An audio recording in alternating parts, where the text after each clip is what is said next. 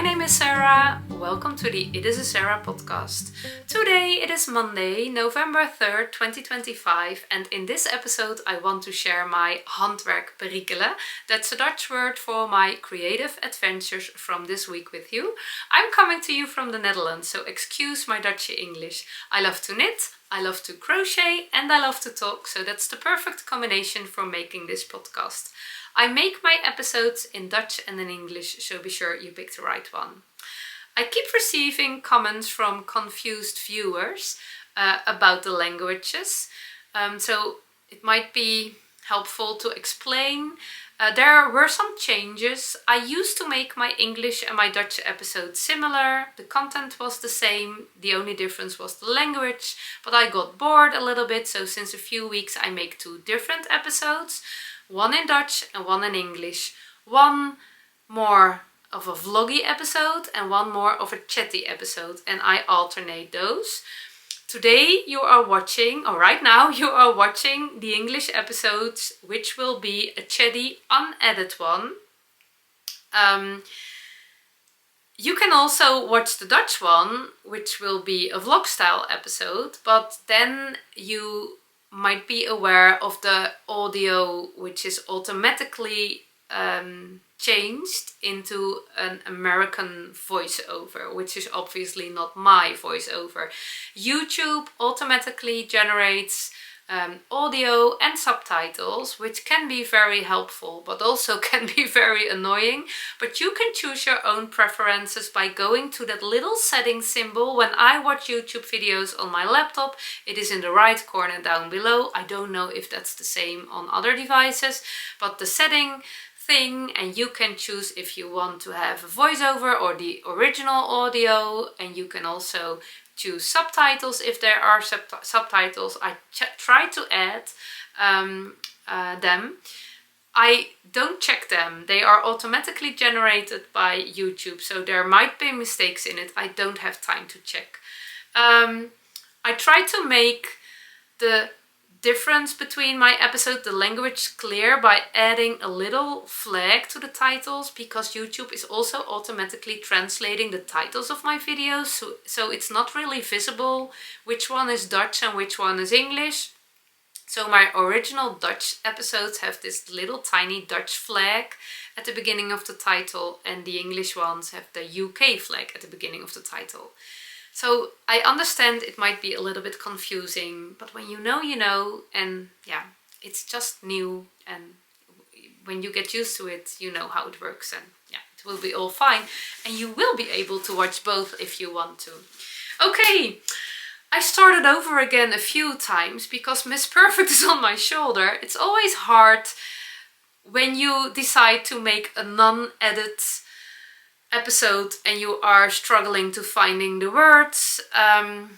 So I made the appointment with Miss Perfect that I will finish this track. I won't pause, I won't start over again because I don't want to, but I am a little bit struggling with finding the right words today. But I'm not struggling with talking about what I'm wearing. I have a finished object. It is absolutely a heart-jumping moment. First day I'm wearing this new cardigan, and I want to share all details about it with you today. I also want to give you a quick update about that work in progress, which my hyper focus is on right now. And I will end this episode with some weekend plans, because I have very special weekend plans. I will go to KnitFest. So let's start with what I'm wearing. I am wearing my Scrappy Lowrider cardigan. The Lowrider cardigan is a pattern by Claudine Powell, also known as Iron Lamp. Let me check my Ravelry page so I can show you where it is. Oh.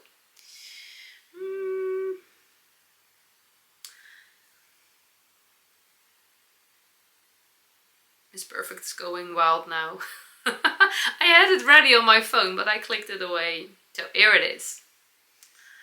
Claudine Powell is wearing this lovely cardigan, and as you can see, there's also an option with granny squares at the bottom. I didn't do that. It's a 100% crochet pattern. I added some knitting. I will come back to that later. When you buy the pattern, I always buy my patterns on Ravelry, but I think she also has a website. When you buy the pattern, you can choose, or you get the downloadable links to a UK version and a US version. I used the UK version. A few weeks ago, let me start at the beginning. A few weeks ago, I already made this Lowrider cardigan. I was working on it. I wanted to crochet some stash away, and it was actually meant to be my cardigan. But when my youngest girl noticed what I was working on and did a quick fit, she felt completely in love. So I thought, okay, it can be your cardigan. It was also in the same time, end of September, that I was reorganizing my yarn stash, and I realized I had a lot of single yarn balls, broken yarn balls left over from other projects, so scrappy projects. Yeah, I have enough yarn for scrappy projects. I love scrappy projects. So I thought, let's start another Lowrider cardigan. A few years ago, Claudine Powell, she has a lot of granny stitch patterns, and the granny stitch is absolutely my favorite crochet stitch. My love for the granny stitch goes very, very deep, and I knitted a few patterns from her before. I already crocheted the Lowrider jumper. She also has a jumper version. It has a scooped round neckline, and I really love that. So this one was on my list for quite a while, so I made two. It is a top-down raglan cardigan. I must confess, when I first started to crochet the raglan construction, I got very confused. I didn't really understand what I was doing. I only knitted the raglan construction before, but it's actually very easy. Once you get it, it's so easy to crochet away. For me, it's much easier than a knitting pattern, actually. And I really love it. It's a top-down pattern. I will start with the yarn first. It's actually a DK weight pattern, but I do not prefer DK weight fabric, DK weight crochet fabric.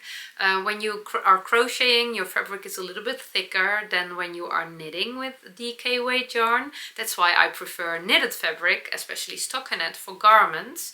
But when I crochet with fingering weight yarn or with sport weight yarn, it's okay. So when I was making this one, I actually thought it was a DK weight, but my gauge was off, and I think it's more in between a sport weight and a DK weight. So that inspired me to dive into my sport weight yarn scraps. I thought I can adjust the pattern quite easily to make it fit when my gauge is off. So I collected some yarns and I put it in a brown basket. Everything is better when it's in a brown basket. Even yarn scraps. I did save them. I wanted to add some in my knitting book, and I did do that this morning, so I can put this away. I always save my yarn scraps to stuff my cacti with, or a pillow or whatever. So I need to clean that out. So let me start.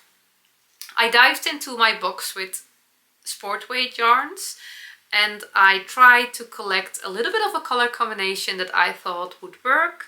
And let me go through the yarns in random order. I didn't do a random order, I had a fixed order. Maybe I can follow the order. My first one, oh no, it's on my back. Oh, I'm quite sure which one was the first one. Yeah. My first one was this one. This is a leftover from a Gownie ball, which I made my skimning shawl in a few years ago. It is a color changing yarn, and it was actually dark brown when I started crocheting, and it turned into yellow. And yeah, it's a lovely yarn. It's actually a heavy fingering weight, light sport weight, but I thought it would work because it will bloom a little bit after blocking. I already blocked it, so I thought it would be okay. Then I had this yarn. I bought it when I was a beginner knitter in a Dutch knitting web shop, and I'm pretty sure, not 100%, that it was from South Africa, hand dyed.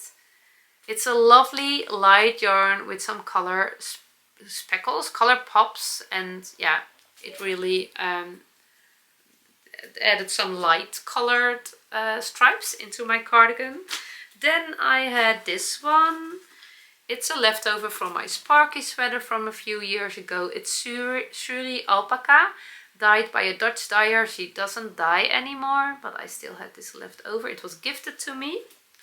Then I have this one. This is a Langyarns yarn. I think it's called Langyarns Asia. I'm not quite sure. Angelina, Langyarns Angelina. It's a mix of silk and wool. Quite fuzzy. It was gifted to me by Langyarns. Then I have this little leftover. It was from it is a Zauberball Crazy Sterke 6 ply. It was a leftover from a pair of socks for my husband, and it was quite color changing, and even it had some blue in it. So I don't know if you can see it right here. The stripe started blue and ended white and beige. I'm not a blue lover, but I love the little bit of blue in my cardigan. Then I have, this is also a Kauni ball, but then a plain one, a solid one. I also combined that with another one. No, it's not your time. It's not your time yet. So it's very lovely. I wanted to add a pop of pink, but the only pink I had in my sportweight stash was a very bright Rauma Fine neon pink. And it was a small leftover, and it was also way too bright. So I checked my fingering weight stash and I found this one. I'm quite sure this is Bio Balance or it is Holst Coast. But I think Bio Balance. It's a mix of wool and cotton, and it is quite thinner than the rest of the yarn, but when crocheting I thought it wouldn't really be a problem. Here it is. And it wasn't, so it was a good choice. Then I have this one. This is also a color changing yarn from Kauni, another skimming shawl. I combined it with this one, and it was going from, let me see, it was not red immediately. It started a little bit more orange, beige also, beige, yellow, orange, brown, and now it's it's a warm orange, light red. It was fun, the color changing. Then I had a lovely, one of my favorite colors, very dark brown. Do we have it? No, it's not this one. Do I have a leftover? This one. A very dark brown Rauma Fine. But I ran out of that Rauma Fine, so I had to replace it by another yarn, which was a leftover from my friendship socks, also a Zauberball Crazy. Also a dark color, so don't know if you can see it. This is the dark brown stripe and this is the Zauberball Crazy. This one is also a lovely one. It's a leftover from a beautiful skein I received when we were on a trip to Prague 2 years ago, I guess. I was celebrating my birthday. We visited with friends and they bought a lovely skein in the yarn shop in Prague for me. And this is a leftover, very colorful. And last but not least, I have this one. This is Istex Camp Garn. It's a merino yarn from Istex. I love the color, I love knitting with it, but it's pilling like crazy. I knitted one sweater, my Ursina sweater, it's really pilling like crazy. So I don't know if it also will happen into the crochet part, but I wanted to crochet it away. The only thing which is really obvious right now is this one, the Langyarns Asia. It is a fuzzy one, it's really fuzzing. But we shall see how it will hold after wearing a few days. I did had a fixed order and it was really nice to follow that order. I made the choice to only crochet one row with every color because I think when you are crocheting very small amounts, only one row, the colors will blend more than when you choose to crochet 2 rows or even more. Then you get a more stripy effect, which can also be fun, but I wanted to blend a little bit more.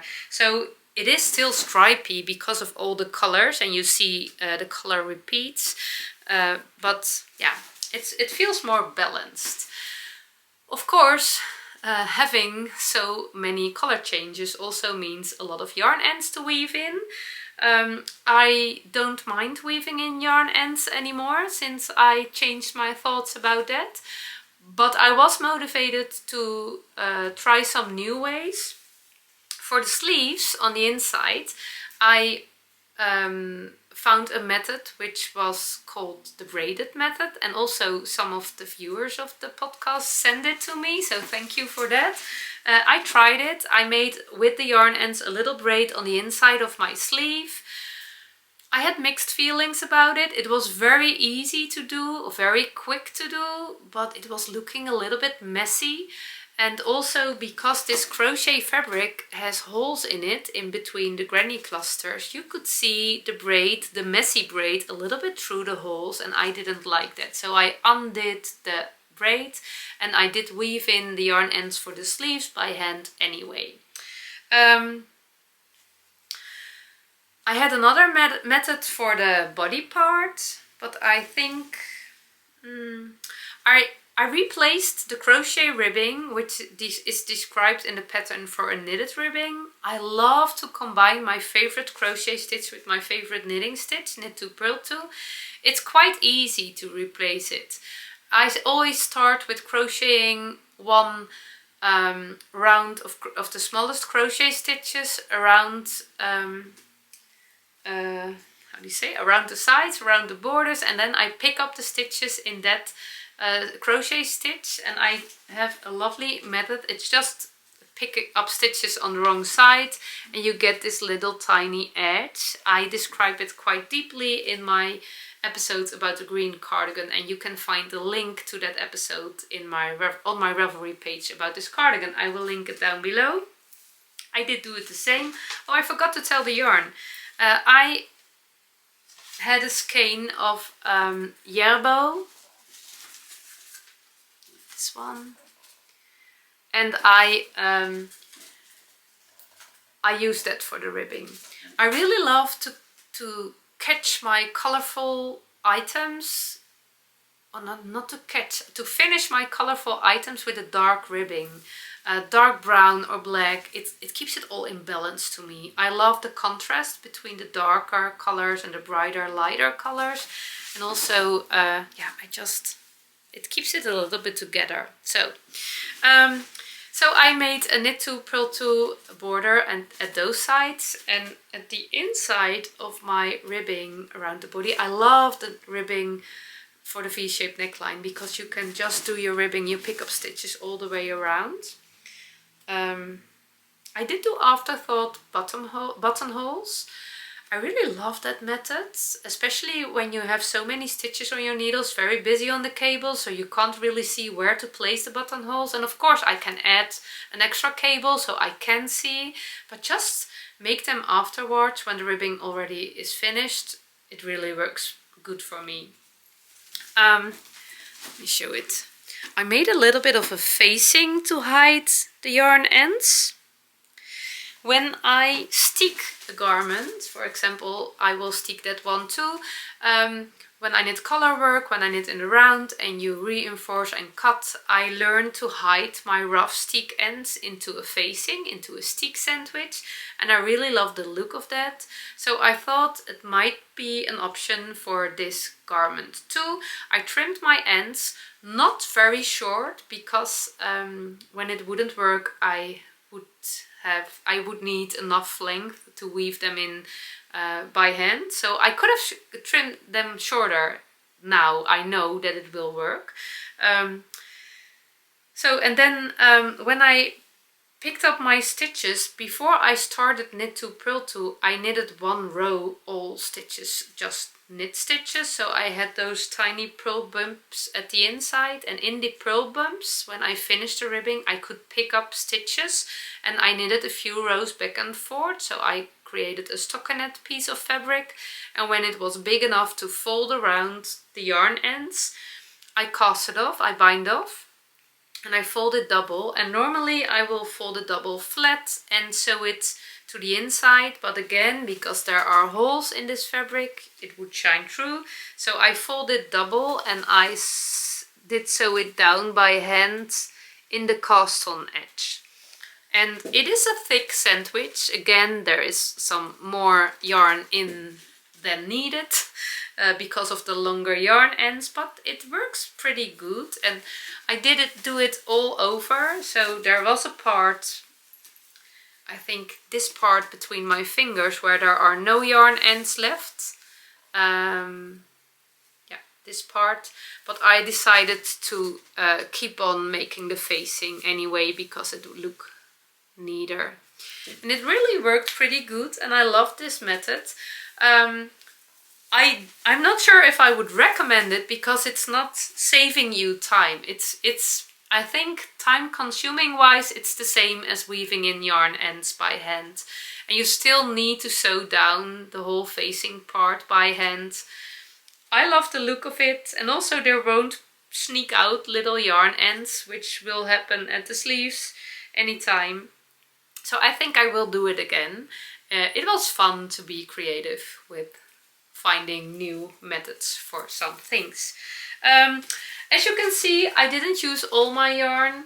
I was doubting to make it longer, but I didn't have the same amount of every yarn, so I would run out of colors more and more. So the color, the way of the color, I always have a little bit of struggle saying that. In Dutch we have the word volgorde, the order, the colors would follow. I think you say it like that, but it feels not very natural to me. It would change, so I decided to make a shorter one, and it was very attractive to immediately cast on a new Scrappy project, because I felt the need to work those yarns away, crochet them away or knit them away out of my stash. But I have so much other easy projects going on my needles, so I will put them together in a bag and add them to my sport weight yarn stash for another Scrappy project. I'm not sure if you can hear that sound. They're making a lot of sound again. I hope it won't be annoying. Let's see. Is there more I want to share about this cardigan? Oh yeah, I made a mistake. I discovered a mistake. I was walking this morning. I was doing my morning walk, and suddenly I found a mistake, and I got confused, because before I discovered the mistake I was so happy with my cardigan and I thought this is absolutely perfect, and then I found my mistake and it was not perfect anymore, and then I got confused. So let me show you the mistake. It is here. I don't know if you can see it. This one has an extra yellow stripe before the black cuff starts. I forgot to crochet it on this cuff. I noticed it by the color, not because I thought, hey, this cuff is shorter than this one. It was just the color which was catching my attention. And then I thought, oh, this is interesting. It isn't perfect anymore. And a part of me thought, okay, we will solve that problem, undo the ribbing, add an extra yellow stripe, knit the ribbing again, and problem solved. It is perfect again. But there was also a part of me which thought, yeah, but maybe it doesn't have to be perfect, because you already thought it was perfect. Well, it was not perfect because there was a mistake, and now you know it's not perfect. It can still be perfect. Can you follow me? So I was confused what to do, and I think I decided, yeah, I'm quite sure I decided. There were two options: solve the problem or learn the lesson. By solving the problem, it would be the same, it would be perfect technically. By learning the lesson, every time I will see my sleeves, I will be remembered that things doesn't need to be, no, that's not the good grammar. Things don't need to be perfect to be perfect. Even the grammar doesn't need to be perfect to be understandable. Oh, So I think I decided. I'm very curious what you would do when you discover such a mistake in your knitting or in your crochet project. Would you solve the problem? Would you unravel, or would you leave it? Are you a perfectionist or not? That's also interesting. I know some people have no problems with mistakes. That's absolutely fine to them. I'm learning. For me, it's always searching the balance. Is the mistake bothering me so much, or can I let it go? So yeah, I used to fix all my mistakes. I think Miss Perfect is getting more relaxed. So that's a good thing. I think I will leave it and learn the lesson. Something doesn't need to be perfect to be perfect.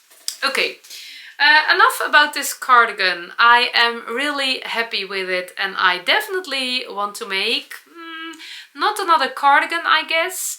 I want to make another Lowrider jumper, a stripy one, a two-colored Lowrider stripy jumper. One day, not today, one day, maybe this winter, maybe not. I want to make that one for years now. I forgot to tell about my buttons. I didn't have black buttons in my stash, so I added brown, and I actually love the look of them. But I love everything that's brown, so that's not a surprise. Okay, let's go to that work in progress. It's my thrifted cardigan. I am making a replica of my favorite thrifted cardigan I found in a vintage clothing store, I think 10 years ago. It's really worn out. It really needs to be replaced, and I am re-knitting it without a pattern. It is a little bit of a challenge.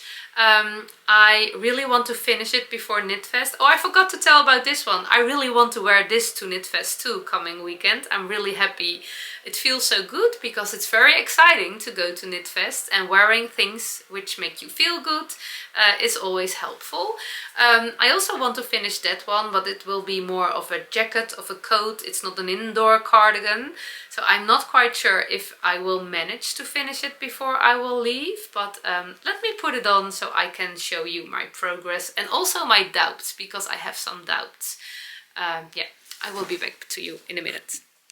Okay, my unfinished object. There's obviously something not matching right here, but those are my stick stitches.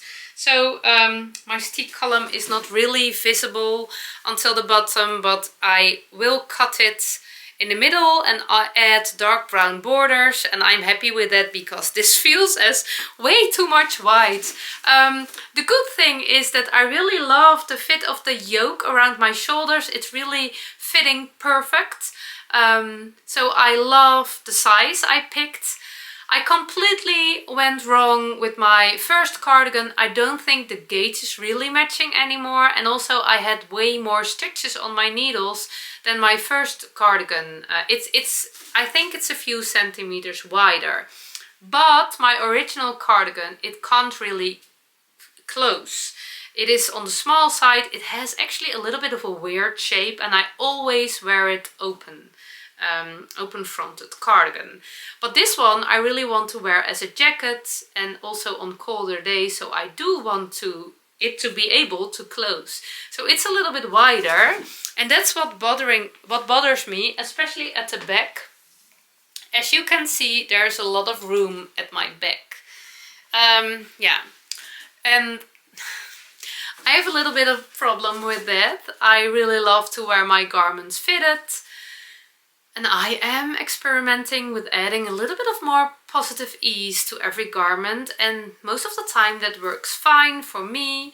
But this on the back was really here. It's really oversized, and that's actually what you want when you want a big cardigan which you can throw over your other cardigans.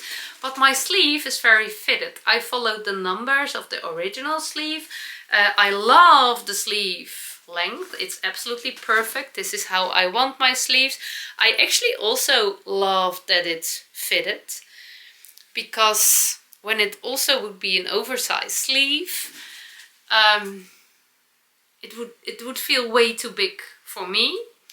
But now it's not really in balance. The body is really big, the sleeve is really tight. Not too tight, I can still wear anything under it, but yeah, it's a little bit weird. On the other side, I thought big body fitted sleeves, that's my style. Maybe that's my new style. So I don't care if it's weird. When I like it, it's okay. I also think that when I will stick a little bit of the, yeah, a little bit will be loose, will be a little bit more narrow right here. So I think it's okay. Saturday night I was really doubting, okay, what shall I do? Shall I undo the body? I just casted off the body. Shall I go back to this point and add some decreases to make it a little bit more fitted right there? But then I thought, no, I don't want to. It doesn't have to be the perfect fitting cardigan to be the perfect replica of my thrifted cardigan, because that was also not perfectly fitting. So I just keep knitting. I will stick. Maybe it still will be way too big at my back, but it's okay. Then, yeah, it's okay. I think the narrow sleeves will compensate the too oversized feeling, which I don't feel comfortable. It gives me a little bit more of a, yeah, I don't know. But you understand. It's actually a little bit weird. Very wide, very narrow. But maybe I am a little bit weird, so yeah, maybe it absolutely matches with who I am. No, I'm not weird, no, but I like to do my own thing. so yeah, I'm really having fun. I still want to finish it before Friday. Not really sure if I will be able to do it, but I like to have a little bit of a challenge. So I am knitting the second sleeve right now, and I hope to finish it very soon. Oh, that noise again. I hate it when they are making so much noise over and over again. But I hope you can't hear it as well as I do. So, this weekend I will visit KnitFest. It's a new yarn festival in Switzerland. I have been invited. Sweet Emily and Rebecca are organizing this new festival, and it's all about connection and knitting and crochet, creative people, lovely vendors, but also lovely fun activities to do or to follow or to watch too. And I'm very excited. I never have been to Zürich. There is the yarn festival, and I have never been invited to a yarn festival. I will do some things there with a lot of other lovely people. I will do 3 things during the weekend. Let me see. I will do a live stream on the KnitFest YouTube channel. There will be a live stream during the whole weekend, during the day, and the space where the live stream is will also give you a little bit of a overview over the yarn festival space. So when you are not able to visit KnitFest, it will be very lovely when you can check in whenever you want. I think I will be there at the beginning of the afternoon on Saturday. So it's very exciting. All things will happen in English. Oh, I only talk English to my camera. So when I'm home alone. So now I have to go out of my comfort zone. But that will be okay. That will be okay. I will share all the details later this week on my Instagram account. So if you have Instagram and if you follow me, then you can check all the things. And maybe if I can find the KnitFest YouTube channel, I can already add it to my show notes now. There also will be a podium discussion with other YouTubers, nice questions to answer, and other people can listen and while they are knitting or crocheting. And on Sunday I will go round and ask other knitters and crocheters questions. So I'm really excited about that. Yeah, I will go by train. So I will travel on Friday and I will travel home on Monday. So I don't think there will be a Monday episode. It is my plan to film this week the sticking process of this one, and also I will bring you with me to KnitFest. But I have no idea how much time I will have to make an episode. So don't count on the Monday episode next Monday. And the days after are also very busy. So I have no idea how. Maybe there will be a surprise episode, maybe not. So, but I'm really looking forward to meet all other lovely knitters. Again, it's my first yarn festival in another country. I only visited a few in the Netherlands, and one of the reasons why I started my YouTube podcast was to get connected with the worldwide community. So this is a step to that in reality. Meet other people, other knitters and crocheters from other countries. So if you will visit KnitFest, please come over and say hi. I will love a nice chat. Okay. Yeah, I will pick up my knitting needles, work on the sleeve. I really hope I can finish this. I don't touch any other knitting work at the moment, only this one. And if I will stick it, I will try to bring you with me with the camera during the week to show you how I stick and how I make the sticking sandwich. Because I really love that method, and it's much more easy and not scary at all, the sticking part. Okay, thank you for watching, and I hope to see you next time. Bye bye!